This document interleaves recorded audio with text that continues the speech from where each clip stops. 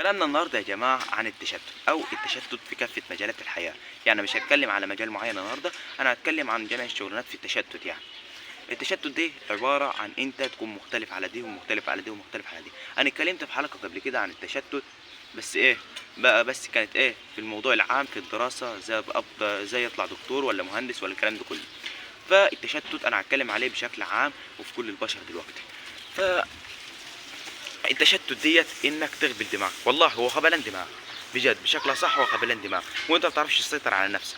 يا اما تمشي في طريق واحد، يا اما تسلك كذا طريق، وانت كده كده فاشل، هتفشل اصلا. انا مش هحبطك، انت كده كده هتفشل بطريقتك او بطريقه غيرك، انت كده كده هتفشل لو انت مشتت. انما لو مشيت في طريق واحد، انت كده بتصلح نفسك، بتظبط نفسك، بتخلي نفسك ايه، تخلي نفسك ليك طريق حلو وهدف واحد، فيك عقل تفكر بيه.